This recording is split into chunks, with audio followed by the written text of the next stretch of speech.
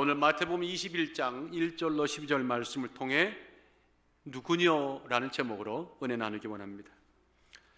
저희가 예루살렘에 가까이 와서 감람산 벳박에 이르렀을 때에 예수께서 두 제자를 보내시며 이르시되 너희 맞은편 마을로 가라. 곧 메인 나귀와 풀어내게로 끌고 오너라. 만일 누가 무슨 말을 하거든 주가 쓰시겠다 하라. 그리하면 즉시 보내리라 하시니 이는 선지자로 하신 말씀을 이루려 하심이라. 일렀으되 시온의 딸에게 이르기를 내 왕 내게 임하나니 그는 겸손하여 나귀 곧 멍에 매는 짐승의 새끼를 탔도다 하라 하였느니라.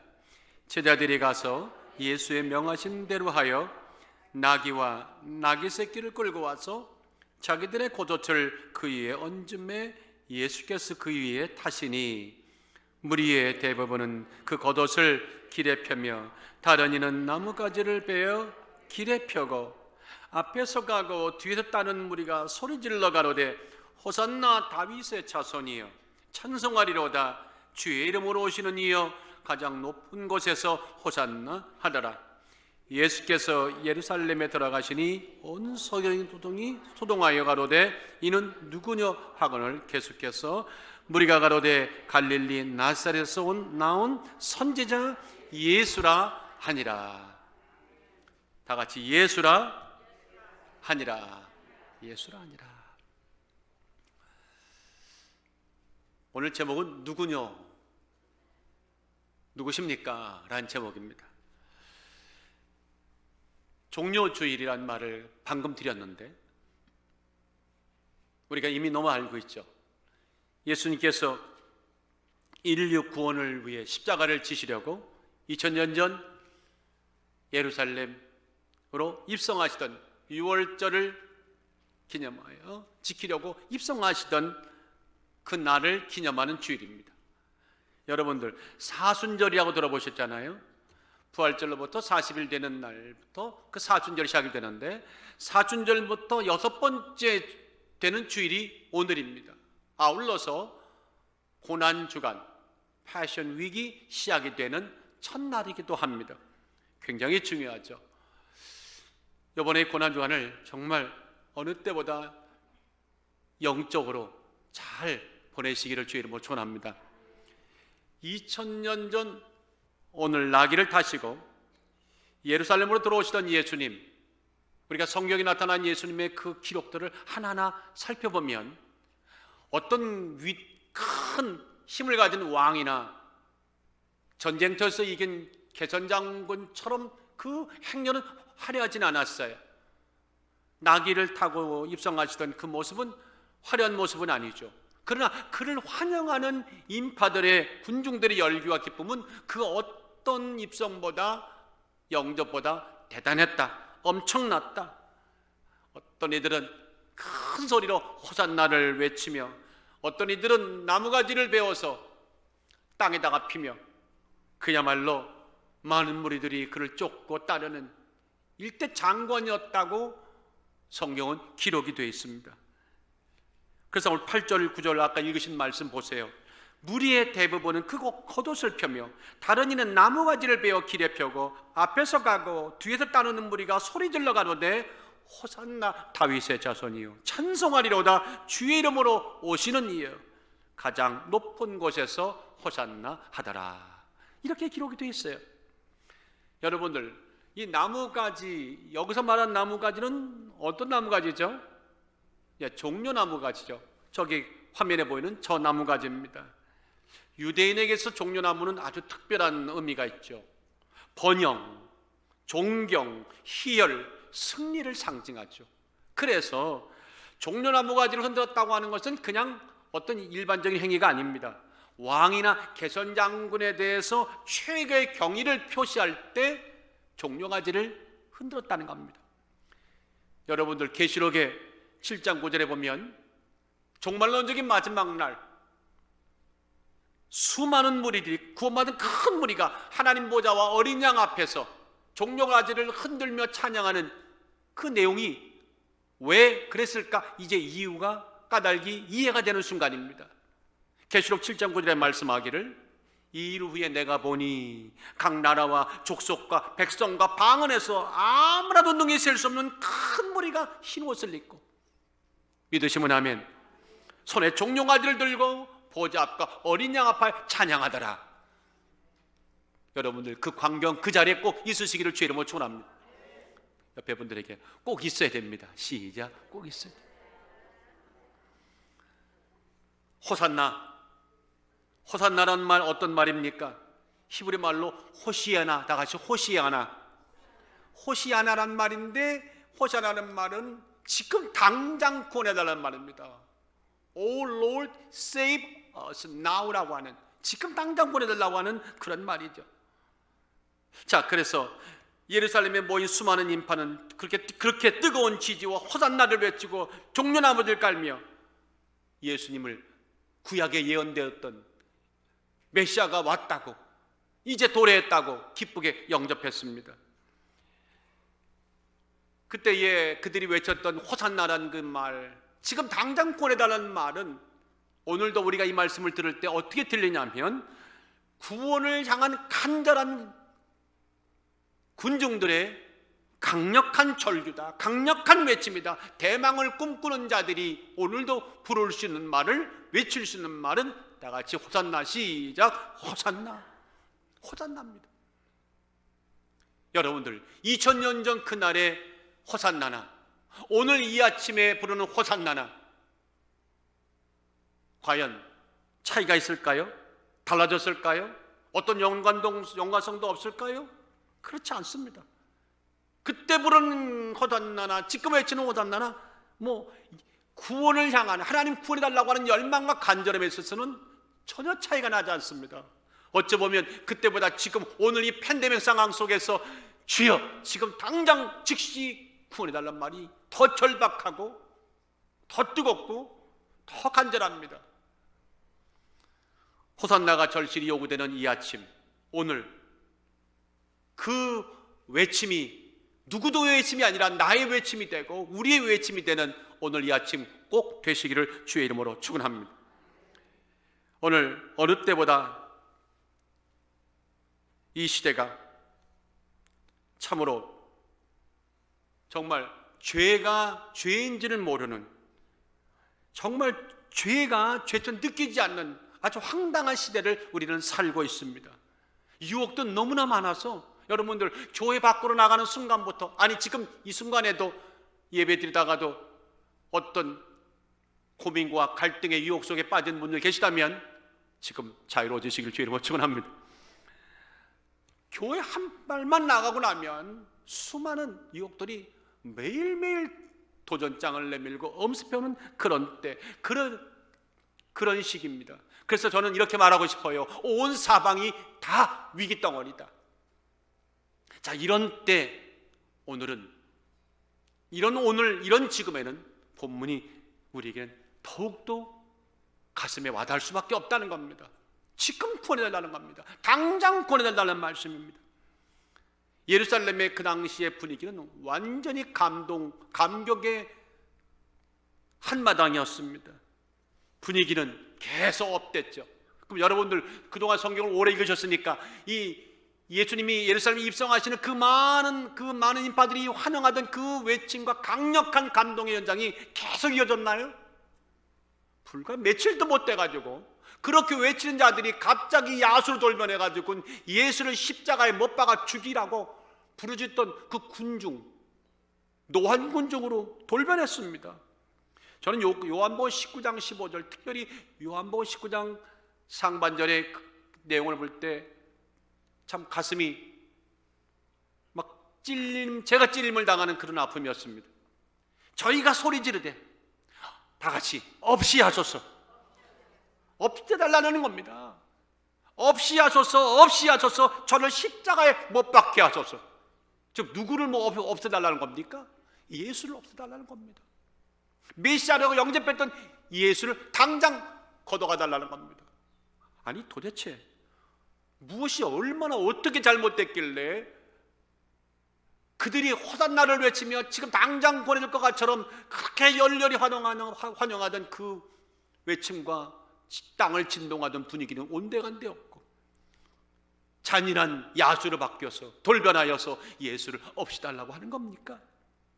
그들이 말하는 어떤 주장, 그들이 요구했던 주장하는 자유함과 예수님이 이 땅에 오셔서 주려고 했던 자유함 사이에 어떤 간격이 그렇게 크길래, 어떤 간격이 있고 얼마나 다르길래 이처럼 이들은 예수님을 죽이려고 할까요? 무리한 폭도의 얼굴로 바뀐 걸까요?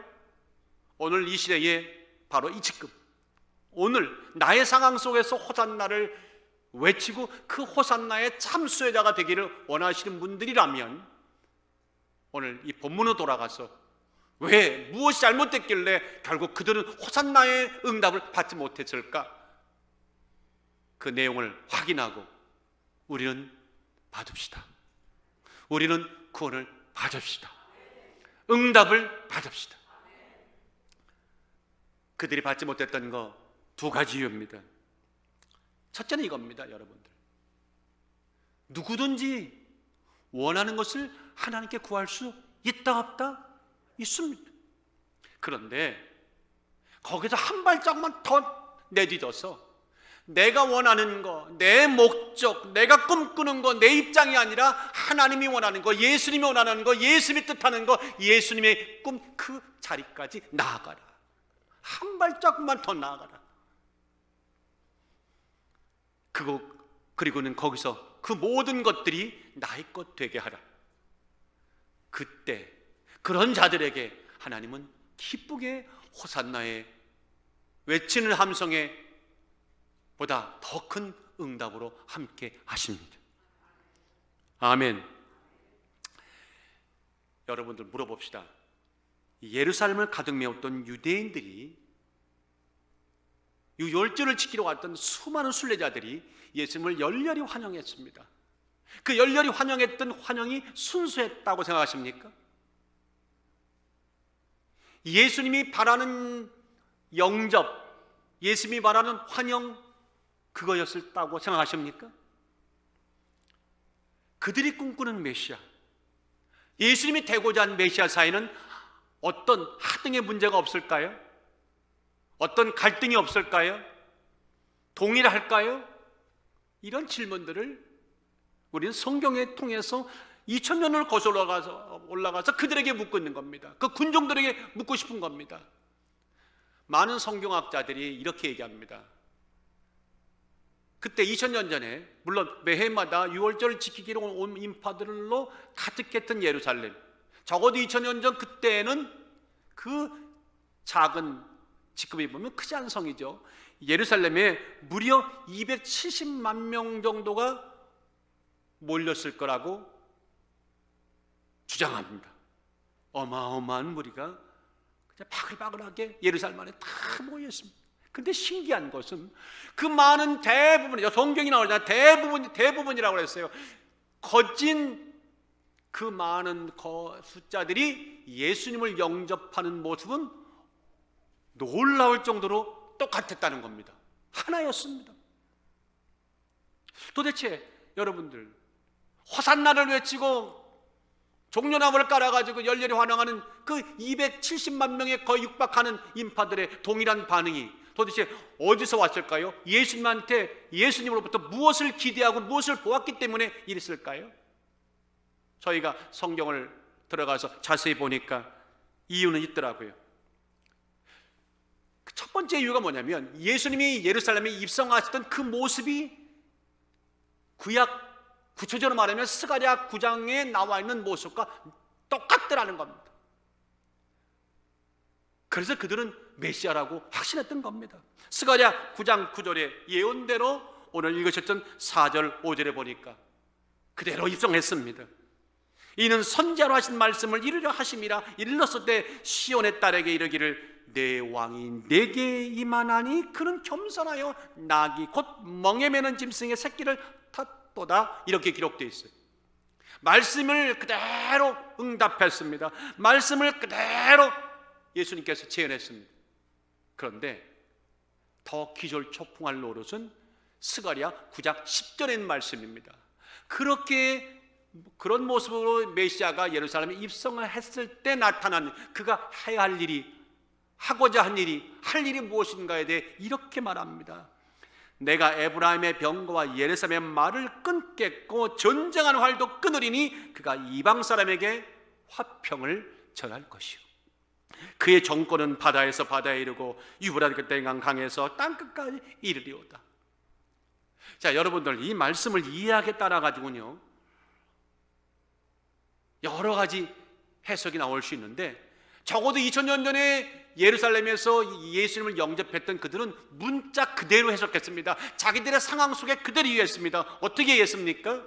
야, 메시아가 오면은 지금 우리가 로마의 이 핍박과 압제의 하루하루 고통스러운 삶에서 화평과 평화와 독립과 자유를 갖다 줄 것이다 하고 그렇게 믿었는데, 예수님이 메시아의 예언된 모습 그대로 오시는 순간에 이 말씀이 그대로 예언했게 이루어질 거라고 그들은 믿어 의심치 않았고 전폭적인 지지와 기대감을 가졌던 겁니다. 자, 그런가 하면 그런 기대감에다 불을 붙이는 또 하나의 어떤 결정적인 일이 있었죠. 죽은 나사로를 이미 죽었습니다. 나으리진 않습니다. 냄새가 펄펄 나는 망자를 다시 살아나게 하시는, 이게 이런 기적이 있을 수 있나요? 이 기적을 본 이가 있고 들은 이가 있고 완전히 온 예루살렘은 큰 뉴스로 그냥 일대 큰 화제가 됐습니다. 그래서 요한복음 12장 9절에 보세요. 유대인의 큰 무리가 예수께서 여기 계신 줄을 알고 오니 왜? 이는 예수만 위함이 아니오 죽은 자 가운데서 살신 나사로도 보려 함이라. 아니, 예수님이란 분이 죽은 나사로를 살렸대. 그 다음에 17절에 보니까 더 중요한 말이 나옵니다. 나사로를 무덤에서 불러내어 죽은 자 가운데서 살리실 때에 함께 있던 무리, 죽은 자가 살아나는 것을 직접 봤다는 거예요. 함께 있던 무리가 증거한지라. 다 같이 따라하십시다. 이에 무리가 예수를 맞으면 이 표적 행하심을 들었습니다. 죽은 자가 살아났다는 거예요. 그 봤다는 거예요. 내 아버지가 봤고 내 누나가 봤고 내 누이가 봤고 동생이 봤고 내가 봤다는 겁니다. 이 소문이 막 예루살렘을 막 덮이는 겁니다. 말씀에 예언대로 오셨지요. 예언대로 오신 이가 바로 예루살렘 오자마자 죽은 사람을 살렸죠. 이 엄청난 뉴스가 이제 그토록 기다려오던 대망의 메시아의 꿈을 이룰 수 있다고 확신을 주었던 거죠. 아마 이런 마음이 들었을 거예요. 보라, 저걸 봐라. 예수가 틀림없다. 오랫동안 그토록 오랜 세월 우리가 기다려왔던 메시아가 바로 저 사람이다. 그이다. 이제 그이가 우리를 로마의 압박과 핍박과 서름으로부터 시달림으로부터 구원할 것이다. 그야말로 그는 우리의 새 왕이다. 여러분들, 그럼 물어봅시다. 그러면 그 당시에 유대의 왕이 없었나요? 있었습니다. 예수님 당시에 헤롯 안디바 분봉왕이라고 그러죠. 로마의 꼭두가키처럼 쓰임받았던 땅덩어리 띄워주고 지역적인 것을 관할하라고 하는 말 그대로 분봉왕 헤롯 안디바가 있었습니다. 그런데 헤롯 안디바는 그들이 원하는 왕은 아니었죠. 도리어 로마의 그 강력한 세력에 빌붙어서 자기의 민족들을 핍박하고 로마의 뜻대로 부리는 그런, 정말 그들이 바라는 왕이 아닙니다. 당장 누군가가 거세주기를 바랐던 그런 왕이었죠. 자, 그런 상황 속에서 이제 자유가 온다는 겁니다. 이제 해방이 온다는 겁니다. 그들이 바랬던 거, 그들이 보았던 거, 예수에게서 기대했던 것은 다 같이 힘있는 메시아. 시작. 힘있는 메시아. 힘있는 메시아. 정치적인 메시아. 새 나라를 열어서 자기들을 한 자리 다 시켜줄 그런 능력 있는 메시아. 편안히 잘 먹고 잘 살게 해줄 풍요의 메시아. 주변의 모든 원수들을 다스리고 압제해서 강력하게 그들을 물리칠, 전쟁에 나가도 흠없는 군대를 이끄는 강력한 메시아. 이런 메시아를 누구에게서? 예수님에게서 기대했고 보았고 기다렸습니다. 그러니 그들은요 한껏 부풀어서 호산나 호산 죽으라고 외치는 겁니다. 성경을 읽다가 오늘 본문 10절 11절에서 이 짧은 두 구절 가운데 그들이 얼마나 이토록 강렬하게 그걸 염원했을지가 막 제 마음에 오는 겁니다. 우리 한번 10절 11절 한번 다 같이 읽어볼까요? 시작.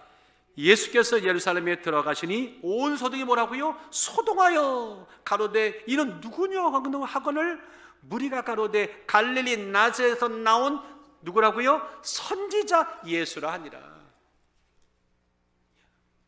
온통 소동했고 누구냐 도대체 이 사람이? 그가 누구냐? 갈릴리 나온 선지자야. 여기서 말은 선지자가 말했지만 지금 메시아에 준하는 사람이라는 겁니다. 그 사람이 그 사람이었어? 하고 지금 난리가 난 겁니다. 제자 요한은 요한복음에다 아예 그들이 예수님을 왕이라고 불렀다고 하는 기록을 남기죠. 요한복음 12장 13절에 보세요. 종려나무 가지를 가지고 맞으러 나가 외치되 호산나 찬송하리로다. 주의 이름으로 오시는 이 곧 이스라엘의 왕이시여 하더라. 놀라운 일이죠. 그런데 여러분들, 이 전체적인 사회적인 이게 분위기였다는 겁니다. 이런 분위기가 계속 메시아를 기다리는 분위기가 이어지고 이게 압도적이었다는 겁니다. 오죽하면 이 분위기에 예수의 제자들까지도 부안해동하다가 부활하신 십자가에 죽고 돌아가셨다가 부활하신 예수님이 그들에게 나타나셨을 때 제자들이 물었던 질문들, 적어도 그때는 영적인 질문을 물어야 할 거 아닙니까? 그런데 고작 물었던 질문이 뭐였습니까? 사도행전 1장 6절에 말하기를 저희가 모였을 때 예수께 묻자와 가로되 주께서 이스라엘 나라를 회복하심이 이때니까 하니. 우리 양 목사님이 고개를 끄덕이시네. 맞아요. 나도 흔들었어요. 아니 예수의 죽음과 부활을 이제 누리던 목도하고 있는 그들이 얼마나 그 당시에 유대인들의 군중들의 분위기에 압도됐으면 이 여파가 여기까지 왔겠습니까? 지금 이제 나라가 만들어지는 겁니까? 라고 인간적인 질문을 하고 있지 않습니까? 자, 그러면 다 좋아요. 그들의 분위기, 그들의 원함 다 이해하겠습니다. 문제는 그들입니까? 예수님입니까?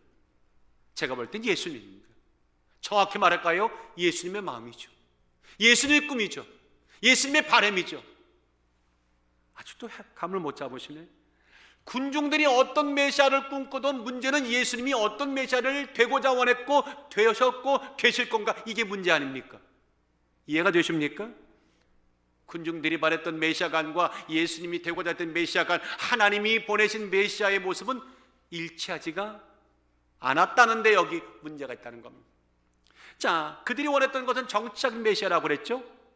잘 먹고 잘 입히고 우리가 말하는 좀 돈도 좀 만지고 호의호식할 수 있는 그런 나라, 그런 왕의 멋진 왕의 메시아를 바랬는데 예수님은 전혀 그럴 마음이 없으십니다. 하나님은 전혀 이것 때문에 이 땅에 보내신 것이 아니라는 것입니다. 예수님 이 땅에 오신 것은 사사롭게 오신 것이 아닙니다. 사사로운 목적을 이루려 함이 아닙니다. 성경이 말하는 메시아는 결코 세상적인 메시아도 세속적인 메시아가 아닙니다. 그럼 뭡니까? 전 인류의 구원. 차원이 달라요. 전 인류의 구원의 완성을 위해서 오신 메시아고, 하나님 나라가 왔고 도래했고 그걸 완성하기 위해서 매듭짓게 오신 예수였다는 겁니다. 마귀의 권세를 멸하고 죄인을 완전하게 속량하시는, 말 그대로 완전한 구원의 이름, 다 이루었다고 하는, 마지막 십자가에서 다 이루었다고 하는 이들비 피니시라고 하는 그 한마디, 그 역사를 이루게 이 땅에 오신 분이 누구였습니까? 예수였습니다. 예수님이었습니다. 영적인 메시아입니다. 자, 그러면 여러분들은 얼마나 현명한지 보십시다. 그런 예수님이 이 땅에 오셔서 그런 메시아로 오신 분이 가야 할 길은 십자가의 길입니까? 세상이 말하는 세상의 권력의 길입니까? 십자가의 길이었습니다. 십자가의 길이라는 것이 마리와 십자가 길이지, 아무 죄도 없이 고난받고 순환받고 여러분 과거 영화 보셨잖아요. 패션 영화. 정말 그 채찍 맞는 장면은 나도 못 보겠더라고. 너무 리얼하겠더란 말입니다. 피가 옹골하게 바닥에 다 적실 정도의 그 모진 매를 맞고 6시간 동안 피 한 방울 남지 않고 다 쏟고 아침 9시부터 오후 3시까지 다 쏟은 후에 운명하시는 이 어마어마한 고난의 길이 십자가의 길이었죠. 이 고난의 길을 걷어야 인류가 구원받을 수 있습니다. 자, 골로새서 2장 14절에는 이렇게 말합니다. 우리를 거스리고 우리를 대적한 의문에 쓴 증서. 어떤 증서? 마귀에게 넘어가서 종살이 된 종살이 문서, 누구도 못 빠져나온 그 문서를 도말하시고 제하여 버리사 십자가에 못 박으시려고 예수님이 죽었다고 성경은 기록하고 있지 않습니까? 정사와 권사를 벗어버려 밝히 드러내시고 다 같이 십자가로 승리하셨느니라. 아멘입니다. 히브리서 10장 10절에는 더 정확히 말합니다. 이 뜻을 쫓아 예수 그리스도의 몸을 단번에 들이심으로 말미암아 다 같이 우리가, 내가, 우리 가족이 거룩함을 입었노라.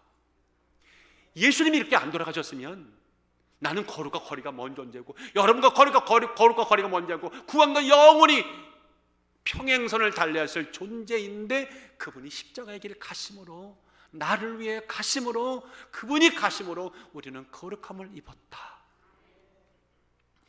12절에는 계속 말합니다. 오직 그리스도는 죄를 위하여 한 영원한 제사를 드리고 하나님 우편에 앉으셨느니라. 그러니 예수님이 고통스러워도 이 십자가의 길을 가셔야 하겠고 결정하셨고 지시려고 했습니다. 자, 예수님이 십자가를 지시려고 하니까 우리 입장에서는 예수님 너무 감사합니다, 고맙습니다, 나를 위해 라고 감사를 해야 되겠는데 군중들은 전혀 이해하지 못하는 겁니다.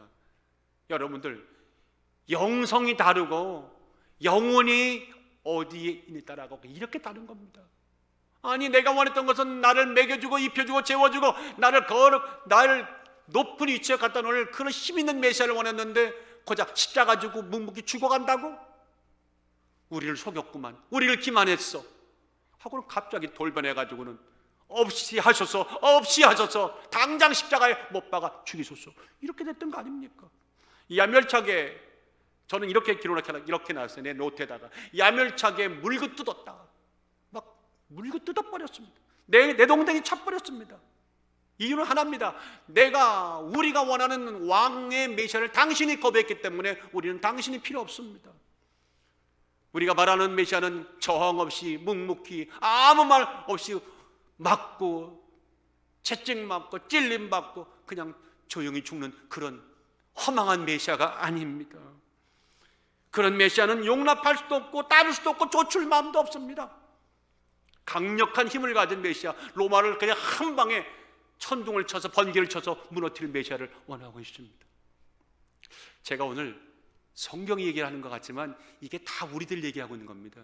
우리가 바라는 그런 어떤 메시아관들이 사실 대동소이하지 않습니까? 그래서 이제 그들의 문제점이, 우리들의 문제점이 눈에 들어오기 시작합니다. 무엇이 잘못됐는가? 저는 이번에 이 말씀을 준비하면서 심각하게 이 말씀을 아주 멋들어지게 정의하고 싶지 않았습니다. 있는 그대로 말하고 싶었습니다. 딱 한 가지였습니다. 그들의 문제점은 뭐였을까? 자신들이 원하는 꿈, 인간적인 욕망, 세상적인 욕심에 그 자리에서 한 발자국 더 나가지 않았다는 거예요. 거기서 그들이 머물렀다는, 그대로 고집하고 머무르는 것이 그들의 죄입니다. 한 발자국만 뛰었더라면 내가 원하는 것, 내가 원하는 세상, 내가 원하는 꿈과 뜻이 아니라 그것까지라도 하나님께 맡기고 예수의 원함, 하나님의 원함, 하나님의 뜻, 하나님의 입장의 자리까지만 나아갔더라면, 그래서 거기서 주여, 예수의 꿈이 내 꿈이 되게 하소서, 예수님의 바람이 내 바람이 되게 하소서, 하나님의 성취가 내 성취가 되게 하소서라고만 했더라면 우리는,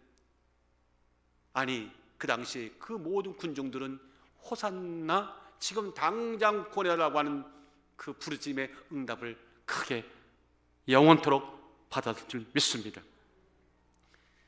하나님의 구원의 뜻, 그를 위하여 보이신 예수의 순종은 알지도 못한 채 반기를 들었던 악함, 적극 거부했던 자신의 원함만 구했던 오만함과 편협함이 그들의 문제고 그들의 죄입니다.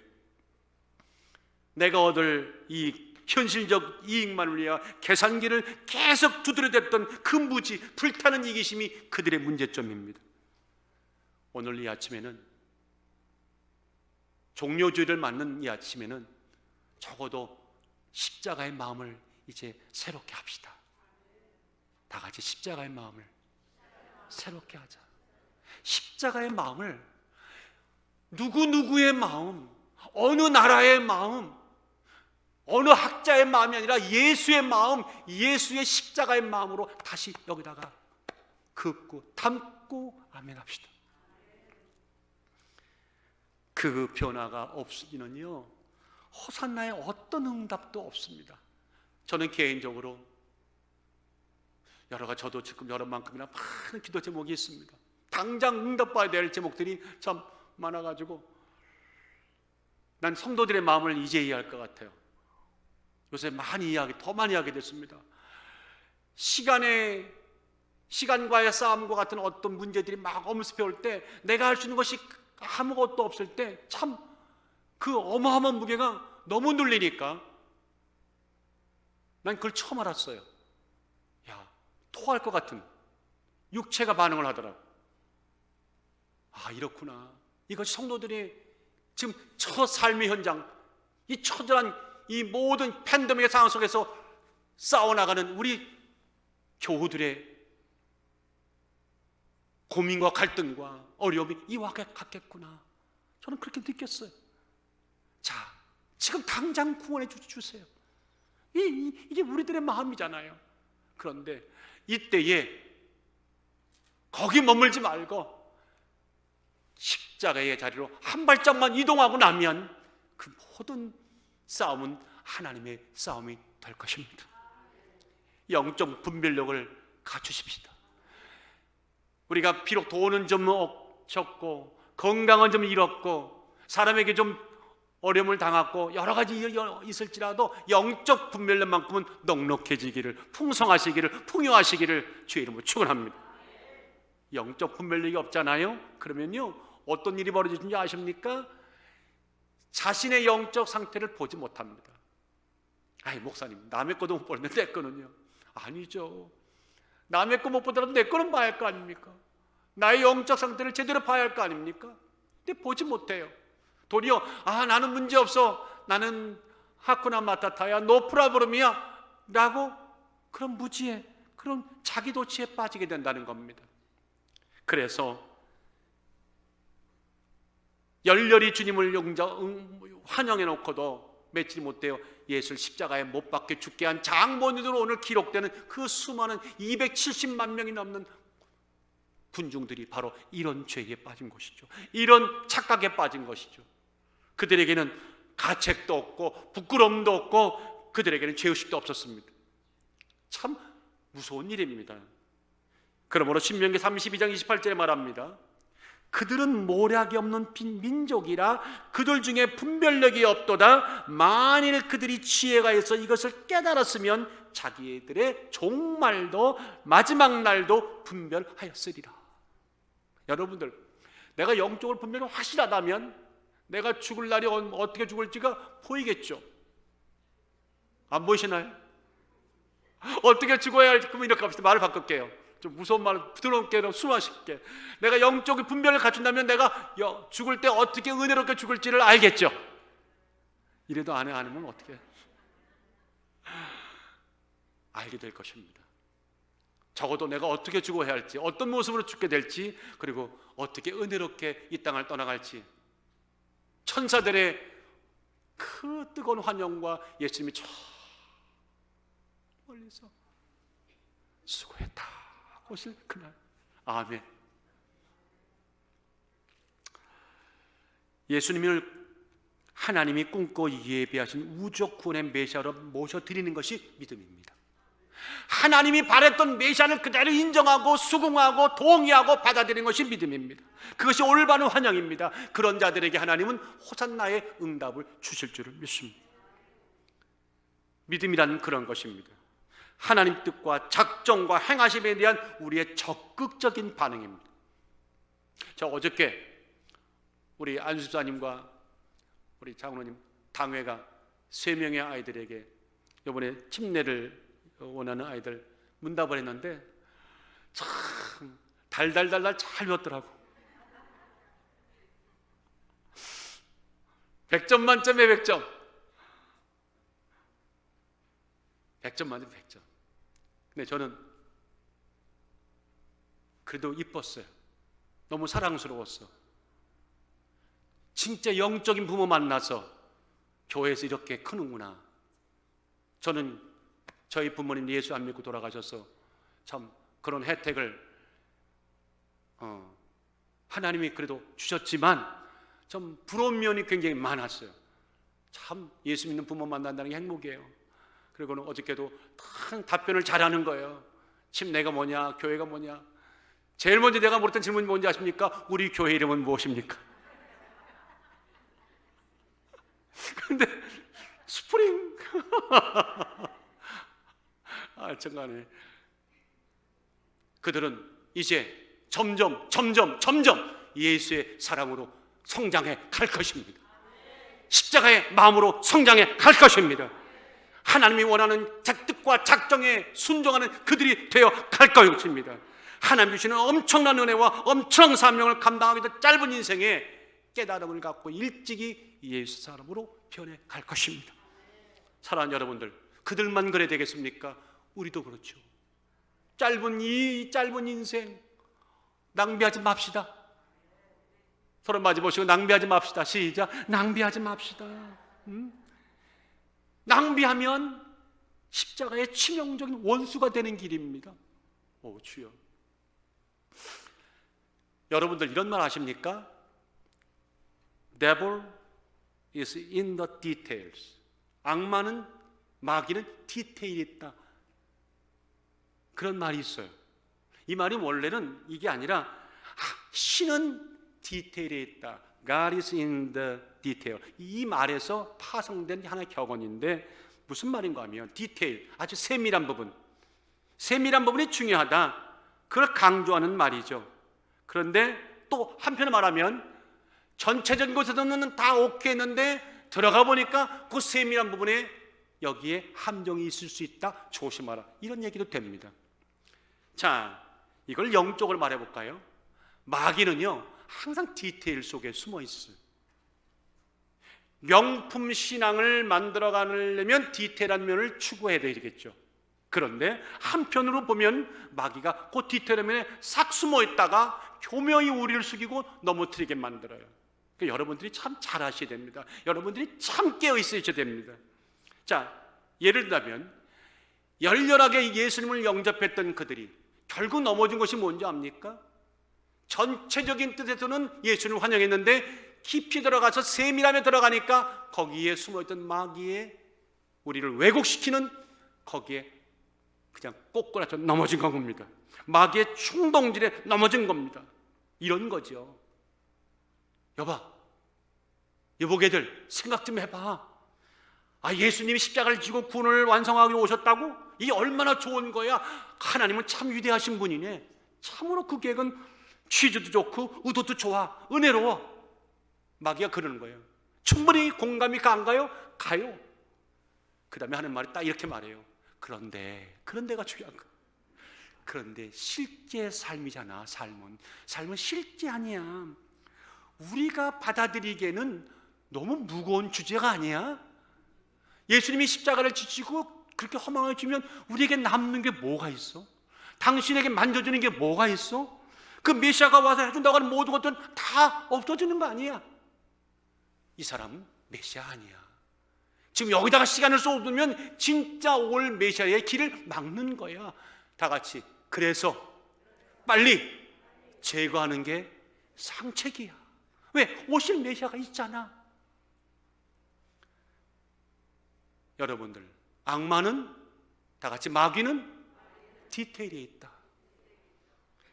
어디든지요, 전체적으로는 오케이 놓고 점점 들어가다 보면 우리가 가야 할 디테일이 아니라 왜곡된 디테일로 우리를 슬쩍 인도해놓고 우리를 넘어뜨려 버려요. 그러니까 영적으로 깨어있으라는 겁니다.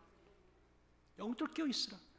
하나님을 찬양하는 척하면서 우리를 혼돈에 빠뜨리고 하나님 구원에서 멀어지게 만들고 의심과 낙담과 불평과 편견을 만들어낸 거짓 프레임에 잡아놓는 이 마귀의 계계를 영적으로 깨어있어서 나가세,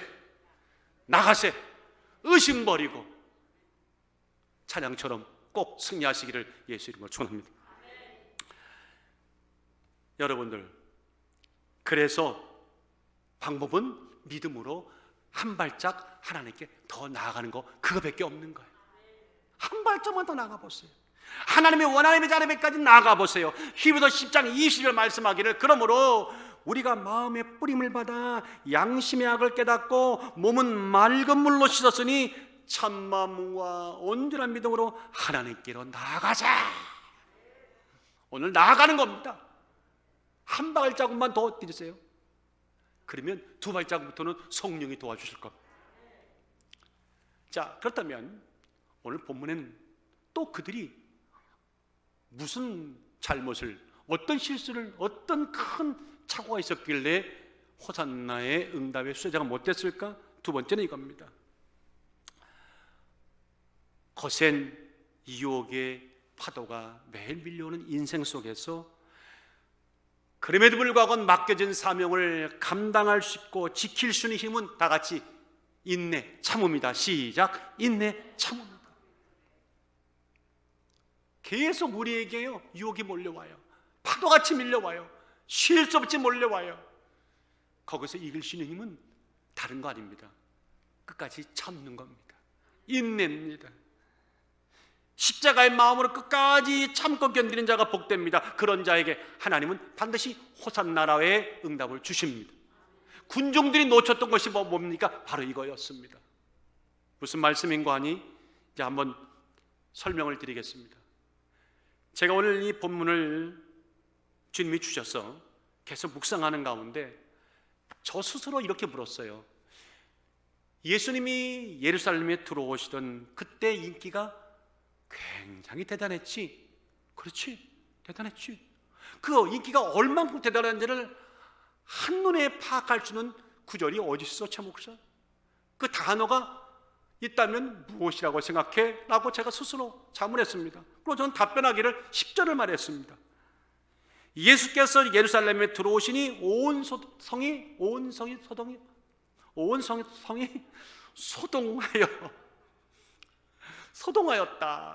소동하였다는 겁니다. 가로되 이는 누구냐 하거늘, 여러분들 소동했다는 말 다 같이 세요. 시작. 세요. 헬라 말로 세요란 말입니다. 흔들리다, 뒤흔들다, 쉐이크, 마음을 동요시키다, 뭐 그런 뜻입니다. 근데 이 세요란 단어가 그저 사람들이 웅성웅성거리고 부산하게 움직이고 뭔가 조금 이렇게 흔들립니까? 이 정도 평범한 단어가 아닙니다. 그런 단어가 아닙니다.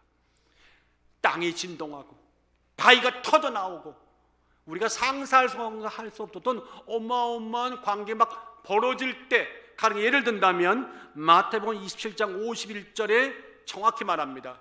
예수님이 돌아가신 후에 그 순간에 어떤 일이 벌어졌나요? 이 땅에 성소의 휘장 위로부터 아래까지 쫙 찢어져 둘이 되고 다 같이 땅이 진동하며 바위가 터지고, 지금 그때 땅이 막 흔들릴 때 이게 세이옵니다. 그러니까 감 잡으셨겠죠.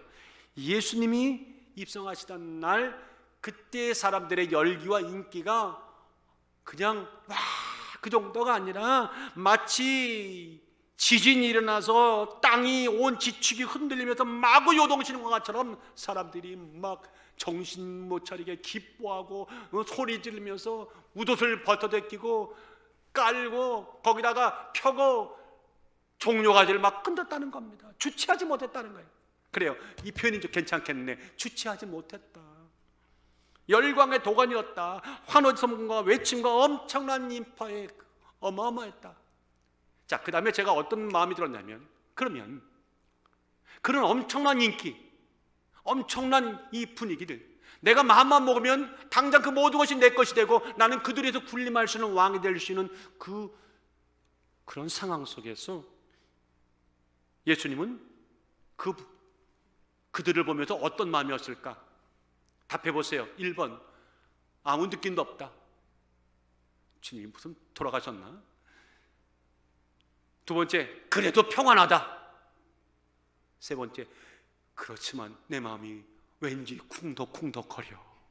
뭔가 업이 되는 마음이 들어와. 네 번째, 모르겠다. 답은 뭘 것 같아요? 저는 3번이라고 감히 말하고 싶어요. 아무리 예수님이라 하더라도 그 마마한 분들이 막 성이 들썩들썩거릴 때에 그 열기에 업이 안 될 수가 없어요. 심장이 콩닥콩닥. 저는 이미 기절했겠지만 주님은 아마 콩덕했을 거예요. 뛰었을 거예요. 왜냐하면 주님도 결국은, 예수님은 참 하나님이자 참 사람이잖아요. 우리가 느끼는 모든 느낌과 고뇌와 갈등과 기쁨을 그대로 느끼시는 분이요. 틀림없이 그랬을 거예요. 그런데 문제 뭐냐면 이거예요. 야 이거 대단하네, 내 생각 밖이야 하는 순간에, 그런데 이 모든 것을 내가 내려놓고 뒤로 한 채 그 생각도 끔찍할 정도로 생각만 해도 끔찍한, 이미 주님은 알고 계셨잖아요. 어떤 고난이 자기를 기다릴지를. 그런데 그 길을 걸어간다. 수모를 당한다. 마지막에는 마지막 부끄러운 부분까지 다 벌거벗긴 채로 사람들 앞에 노출되는 그런 치욕을 당한다. 여러분들, 아무리 예수님이지만 이게 쉽게 결정하셨을 것 같아요? 아무 동의 없이 아멘하고 나가셨을 것 같아요? 여러분 착각하지 마십시오. 성경은 그렇게 말하지 않습니다. 마태복음 26장에 37절 보니까 주님이 잡히시던 전날 밤에 기도할 때 그 고통을 그대로 성경은 기록했어요. 베드로와 세베대의 두 아들을 데리고 가실새 고민하고 슬퍼하사 이에 말씀하시되 내 마음이 심히 고민하여 죽게 되었으니 너희가 여기 머물러 나와 함께 껴있으라 하시고. 보세요, 주님도 이 두 갈등 사이에서 좀 너무너무 고민하고 계신 거예요. 그런가 하면 누가복음 22장 44절에는 예수께서 힘쓰고 애써 더욱 간절히 기도하시니 땀이 땅에 떨어지는 핏방울 같이 되었더라. 얼마나 거기에 내가 가야 할 길과 세상이 요구하는 손길과 하나님이 원하는 손길 사이에서 그 고뇌와 갈등, 그렇지만 결국 하나님 뜻을 쫓아가셨죠. 그 고뇌가 얼마나 컸으면 여기 미세의 혈관들이 마지막 작은 혈관 다 터져 나와가지고 땀방울 속에 피가 섞여 나왔을까. 사랑하는 여러분들, 얼마나 주님이 십자가의 길을 놓고 고민했을지가 충분히 상상이 가는 그런 대목 아닙니까? 그런데도 주님은 주님이셨습니다. 모든 유혹을 뿌리치셨습니다. 그리고 순종하셨습니다. 그리고 몸으로 다 고난과 수난과 지옥과 인간이 받은 모든 죄의 대가를 다 몸으로 받아내셨습니다. 여러분들, 그것을 가능하게 한 힘이 뭐라고 생각합니까? 주님에게는 엄청난 우리가 모르는 큰 힘을 하나님이 그냥 채워줘서 그냥 얼굴로는 찌푸리고 고통스러운 표정을 지었지만 속으로는 하나도 안 고통스럽게 지나갔다. 그런 거짓말이 어떻습니까? 그게 바로 뭡니까? 악마는 디테일에 있다는 말입니다. 아닙니다. 능력이 있다면 이겁니다. 그냥 오래 참으신 겁니다. 오래 인내하신 겁니다. 10에서 12장 2절에 이렇게 말하지 않습니까? 믿음의 주여 또 온전케 하신 예수를 바라보자. 그는 그 앞에 있는 즐거움, 여러분과 나를 구원하실 구원의 즐거움을 위하여 십자가를 참으사, 딱 참으사 부끄러움을 개의치 아니하시더니 하나님 보좌 우편에 앉으셨느니라. 너희가 피곤하여 낙심치 않기 위하여 죄인들을 이같이 자기에게 거역한 일을 참으신 자를 생각하라. 여러분, 참으다는 말이 두 번이나 나왔어요. 이 참다는 말이 휘포메노란 말인데, 휘포메노란 말은 한 자리에 머물다. 원래 참다는 말이 아니에요. 어떤 바람이 불어도 그 자리에 머물답니다. 꿋꿋함을 잃지 않다. 다 같이 버티다. 시작. 버티다. 그러니까 이거 언제 이 슈퍼맨을 쓰냐면, 자, 어떤 일꾼에게 제가 짐을 하나 그냥 한가득 이어줬어요. 그리고 어디까지, 내가 요구하는 것까지 이걸 짐을 날아다 달라. 그런데 이 짐꾼이 가는데 너무 멀어, 너무 힘이 들어. 목은 바짝바짝 타오르고 열기에 뜨거운 열사에 그늘에서 당장 썰릴 것 같아. 어디가 잠시라도 쉬었다 가려고 짐을 내려놓을 수 있는데 이 짐꾼은 내려놓질 않아.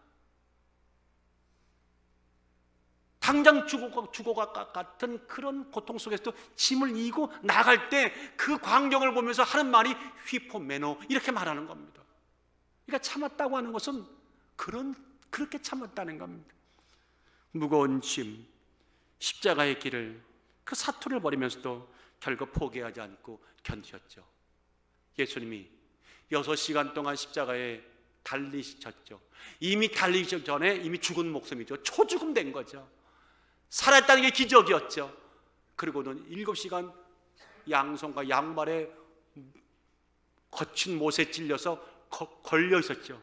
여러분들 매달리냐 아니라 걸려 있었어. 걸려 있는 곳에서 8시간을 견딜 때 주님은 고작 묵묵히 잠잠히 7마디 외에는 하지 않으시죠. 해야 할 말만 7마디. 그 능력이 뭐였을까? 심플합니다. 오래 참으사. 다 같이 오래 참으사. 제가 이번에 말씀을 준비하면서 참 회개했던 게 이거였어요. 난 참 참지 못했다. 저는 우리 와이프에게도 참 많이 참지 못했다. 나는 가정의 자녀들에게도 많이 참지 못했다. 난 성도들에게도 많이 참지 못했구나. 난 참 목회도 많이 참지 못했구나.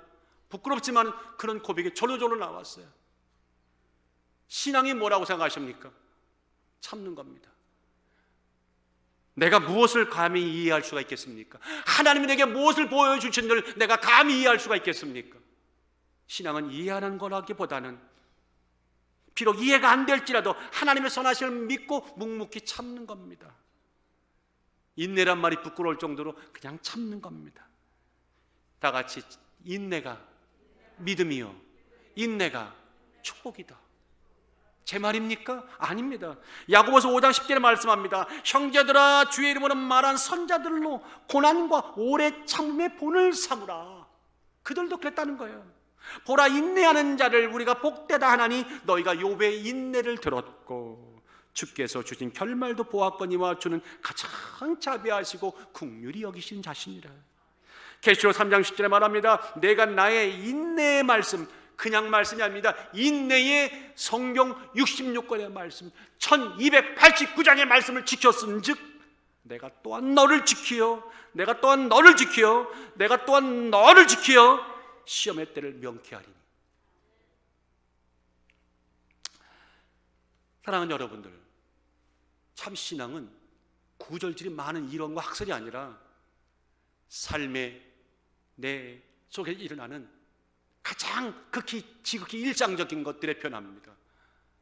좀 더 참읍시다. 우리 한번 참읍시다. 시작. 좀 참읍시다. 1938년, 오래된 얘기죠.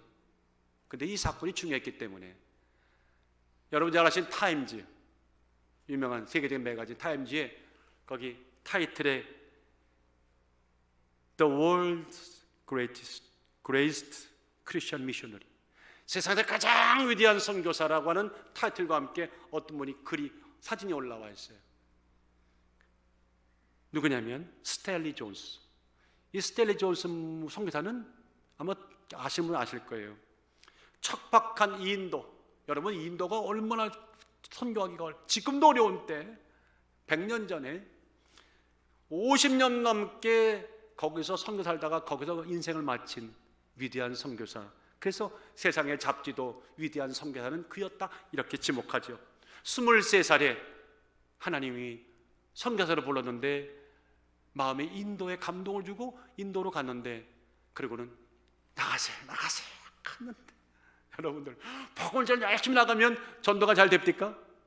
나 얼마 전에 어느 성도님이 한 분이 내가 이렇게 입이 무거운 사람인데 처음 알았다고 하길래 나는 그 말을 이해 못했어요.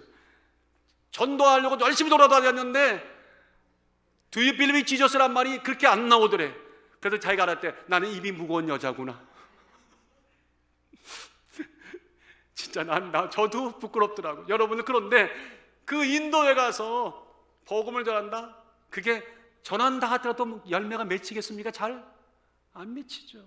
그런 나날들이 매일 이루어지는 거라. 매일 성검날들이 매일 오는 순간에 처음엔 뜨거운 마음으로 갔는데 이 젊은 선교사가 날이 가면 갈수록 지쳐가는 거예요. 그리고는 여기가 아닌가 봐. 나는 선교사가 아니었나 봐. 이거 내 열심으로 왔나 봐 하고 자책하면서 점점 지쳐가고 노쇠져 가는 거예요. 마음이 노쇠져 가는 거예요.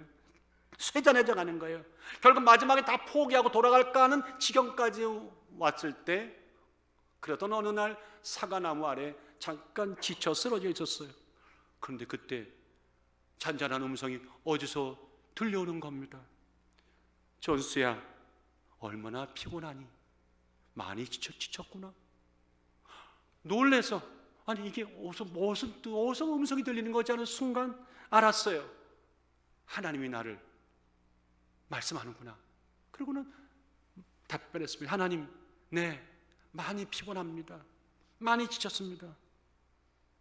또 음성이 들려오는 거예요. 왜 지쳤느냐? 제가 아무리 복음을 전해도 듣질 않습니다. 예수를 영접하는 사람이 없습니다. 열매도 없습니다. 이제 더 이상 그러자 나지막한 음성이 들려왔습니다. 존스야, 이 사과나무를 보렴. 비록 지금은 앙상한 나무지만 머지않아 속히 이 나무는 아름다운 과실을 맺게 될 거야. 그래요? 너도 그렇게 돼. 너도 그렇게 될 거야. 힘을 내어줄 수 있겠니? 참고 조금만 더 참고 기다려줄 수 있겠니? 그 다음에는 어떤 음성도 안 들려왔어요. 그때 그는 결심을 하고 마지막 50년을 거기서 순교하기까지 복음을 전하죠. 사랑하는 여러분들, 오늘 우리에게 맡겨진 사명은 여러분들의 직책들은 내가 지키는 게 아닙니다. 참음으로 지키는 겁니다. 인내로서 지키는 겁니다. 그런 자에게는 하나님은 여지없이 호산나, 지금 당장 권하는 말씀에 대한 응답을 꼭 그에게 주십니다. 수많은 무리들이 예수를 열렬히 환영했지만 결국 그들은 인내하지 못했고 결국 십자가에 못 박는 죄인의 길을 걸어갔습니다. 사랑하는 여러분들이요, 오늘도 많은 사람들이 호산나를 외칩니다. 지금도 외치고 있습니다. 저도 외치고 있습니다. 여러분도 외치고 있습니다. 장로님도 안수사님도 권사님, 집사님도 다 외치고 있습니다. 하나님, 나 지금 구원해 주세요. 지금 필요해요. 근데 하나님은 어떨 때 묵묵부답하실 때가 많습니다. 그러나 오늘 말씀을 통해 주시는 것은 묵묵부답, 거부가 아니다. 이미 응답은 시작이 되었고 이제 너에게도 두 가지 모습을 보고 싶구나. 하나는 누구든지 원하는 것을 꿈꿀 수 있다. 내게 구할 수 있다. 그러나 문제는 한 발짝 더 나아가서 너의 원함, 너의 뜻, 너의 지경을 나에게 자꾸만 설득하려고 하지 말고 내가 원하는 나의 뜻과 예수의 원함과 십자가가 원하는 그것을 아멘으로 받아줄 수 있겠니? 답변은 여러분들이 하시는 겁니다. 그런가 하면 온갖 거센 파도 속에서도 이 맡겨진 사명 완수하는 날까지 오래 참아 견디며 끝까지 성령의 도움받아 그 자리를 지킬 때 이제 우리 가정과 직장과 우리가 가는 모든 인생에 우리가 가보는 모든 사명은 은혜롭게 이루어져 갈 것입니다. 그런 고난주간, 종료주간 우리 일생 되시기를 예수님의 이름으로 진심으로 축원합니다.